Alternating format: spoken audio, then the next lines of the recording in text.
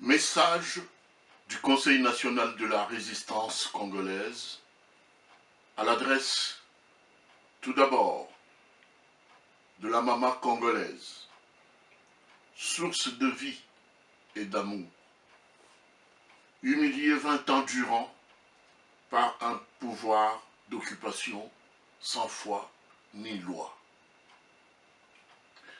À la jeunesse congolaise, espoir de demain, dont on a privé l'accès aux rêves et à toutes les perspectives d'avenir par un pouvoir d'occupation sans foi ni loi.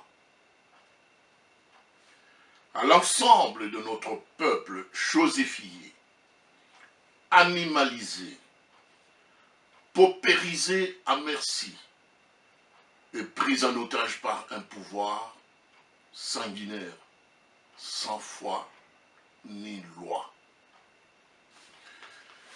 Chers compatriotes, mesdames et messieurs, l'année 2017 s'achemine à vive allure vers sa fin. Bientôt, nous verrons tous poindre à l'horizon, en peu de temps, la date dite fatidique du 31 décembre 2017 qui sonnera le glas du pouvoir d'occupation. En dépit de toutes les promesses que la classe politique avait littéralement faites avant et au début de cette année à notre peuple désabusé, lui promettant un lendemain meilleur qui n'est jamais venu au rendez-vous. 2017 va malheureusement chuter sur fond d'une crise politique et sécuritaire sans précédent, conséquence de l'illégitimité et de l'illégalité du pouvoir en place et de toutes ces institutions à caractère électif, à savoir la présidence de la République, le Parlement national, les assemblées provinciales et le Sénat. Aux grandes dames de prétendues dispositions pertinentes de la Constitution de Liège, notre pays continue à être régenté par le même imposteur rwandais illégitime, illégal, qui se fait appeler alias Joseph Kabila. Celui-ci, il jouit encore et toujours du soutien des groupes d'intérêts occidentaux, des proxys africains ougando-rwandais et de certains Congolais, fils et filles indignes du pays, en mal d'intérêts égoïstes au détriment de notre peuple. L'accord dit de la Saint-Sylvestre, signé entre le fameux RASOP et la Kabylie, sous la caution morale de la Senko, en l'absence de tout quitus du peuple souverain, a été simplement un miroir aux alouettes, car le peuple congolais n'y a jamais trouvé son compte. En tout état de cause, la réalité des choses a démontré que cet accord n'a été qu'un instrument négocié par la classe politique corrompue en vue de s'octroyer collectivement de privilèges et autres positionnements afin de participer au banquet du pouvoir avec l'occupant. Entre-temps, ce pouvoir tortionnaire continue à tuer notre peuple, à piller nos ressources et à violer impunément nos mamans. À ce jour, sous le règne de l'imposture, notre pays est transformé en un vaste nécropole, avec son lot de 12 millions de victimes tuées par la soldatesque mercenaire, qui comptabilise aujourd'hui des centaines de fosses communes, parsemées à travers le territoire national. allant du Congo central et Kinshasa, en passant par le Grand Kasaï et le Grand Kivu. Il est cependant révoltant, chers compatriotes, d'observer que la classe politique congolaise et les forces des Nations Unies, appelées MONUSCO, peinent à condamner des tueurs qui déciment les Congolais et font semblant d'ignorer les accusations qui pèsent sur les épaules de l'imposteur et son système politique abject qui en porte la totale responsabilité. Chers compatriotes, le funeste projet de balkanisation de notre pays, planifié par des ennemis du peuple, n'est pas une fiction. Il est réel.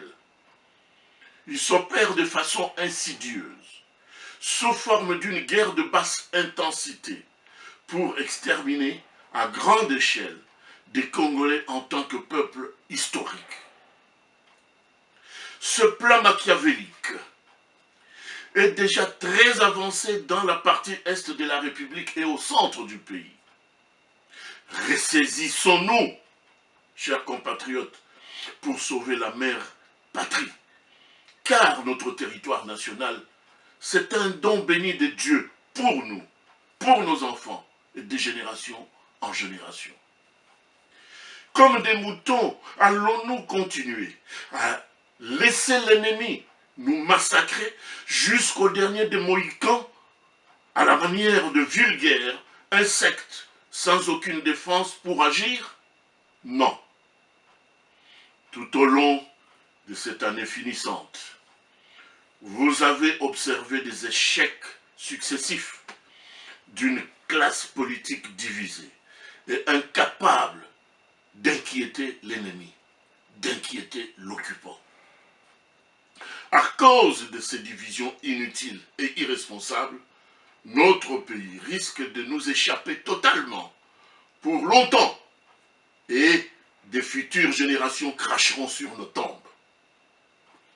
C'est maintenant ou jamais le moment ultime de nous mettre ensemble en tant que fils et filles du Grand Congo, pays des cocagnes, qui a engendré plus de 450 ethnies qui cimentent la grande nation congolaise. Boutons dehors l'ennemi et récupérons notre souveraineté aliénée par l'occupant. Mais, par leur comportement vénal, toxique, corrompu, la classe politique doit d'abord s'humilier et demander pardon au peuple. Le Conseil national de la résistance congolaise, CNRC en sigle, appuie le message assorti de cette proposition, lancée le 16 décembre 2017 par M. Honoré Ngbanda Zamboko Atumba, visant la mise sur pied d'une union sacrée des patriotes pour la libération de notre pays. Cet appel, détrompez-vous, n'est pas un aveu d'impuissance ou de faiblesse, car le moment venu, le peuple jugera nos intentions profondes. Toutefois, il sied de souligner que cette union sacrée n'est pas à considérer comme un marché fourre-tout. Je le répète, il sied de rappeler et de souligner que cette union sacrée n'est pas à considérer comme un marché fourre-tout. Elle se fera avec ceux de nos compatriotes qui aiment profondément le Congo et son peuple, d'un amour inconditionnel, et qui adhèrent aux principes et valeurs sacrées définies dans la charte d'engagement de la résistance, dont le document sera soumis à l'approbation d'un chacun, car aucune félonie ni trahison qui que ce soit, et d'où qu'elle vienne, ne sera jamais tolérée. L'avenir de notre pays, le Congo, est exigeant. Retenez-le bien. Ingeta.